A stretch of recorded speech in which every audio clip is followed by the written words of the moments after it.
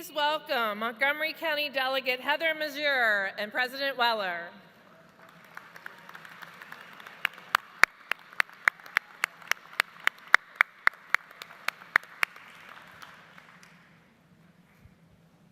Hi, Heather. Hi, I want to thank you for coming to join us this morning. We're excited to have you here as one of several possible candidates for governor in 2014, and we certainly appreciate your service as a delegate from Montgomery County. So we're going to ask you 3 questions, and you can respond however you like.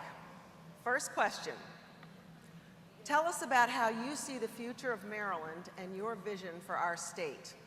Can you share with us your unique background, interests, and priorities for Maryland's future? Thank you, Betty. Thank you for the opportunity to be here with you today and have this important conversation. My vision comes from my values. I spent time on the picket lines with my father, who was a union factory welder. And I learned on those picket lines the importance of solidarity, fairness, service to others, and having the courage of your convictions. I was also taught that community matters and that we can strengthen community by taking care of and lifting up each other's struggles as a common cause. Maryland is a community, and my vision for Maryland goes back to a place of belief that everything is better when we work together. That's how we're going to assure that Maryland continues to lead the country in federal health reform over the next decade. It's how we're going to grow a 21st century economy and continue to be the best in educating our children to manage it. It's how we're going to close the shameful developmental disabilities waiting list for services. It's how we're going to give an environment that is cleaner to our children's children, and how we take on crime, addiction, and poverty with renewed purpose and conviction to do better.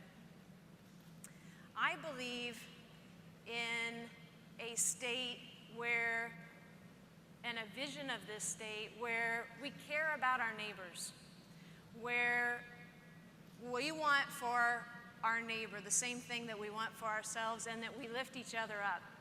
Just because I have a nice house and a job with health care and food on the table does not release me from the obligation to be aware of and care about the fact that there are children that go hungry every night, families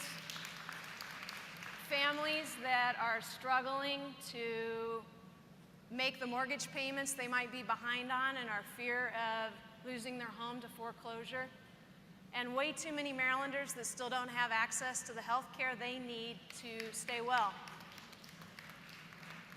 And it's important for us to remember that every single privilege that we have can be gone tomorrow. And I have a vision for Maryland where we govern as if we understand that. I was asked to tour Baltimore City schools, and I was incredibly concerned with the conditions that I saw there. There were toilets that didn't flush, bathroom stalls that didn't have doors, windows that were sealed shut or cracked open, too hot, too cold, depending on what the season was, undrinkable water fountains. Prisoners have better conditions in their facilities. This was a wake-up call and a call to action. And so my plan for rebuilding Maryland's aging schools brings together educators, government, nonprofit leaders, and the community to put together a 21st century plan for addressing the $15 billion backlog in school construction. And through innovation and collaboration, smarter thinking, working harder, we can give our educators and our students the tools that they need to succeed while revitalizing struggling communities for generations. This is how we take on big things and win, by recognizing that playing small does not serve the world. Through solidarity, fairness, commitment to service, and displaying the courage of our convictions, we can help Maryland fulfill her exciting, strong, and vibrant future. Thank you. Question number 2. MSEA has never been a single-issue organization. We have an expansive legislative and social justice agenda which has overlapped at the state and local level with your work as an elected official. Can you share an example of an issue you have partnered with MSEA on or one of our local affiliates on in pursuit of a shared priority? Wow, how do you pick just one?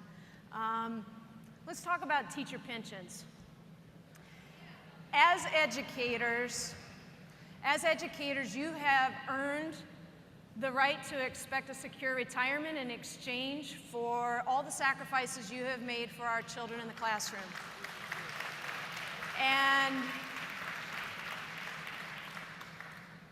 And our state's constitution mandates that we provide a great public education to our kids.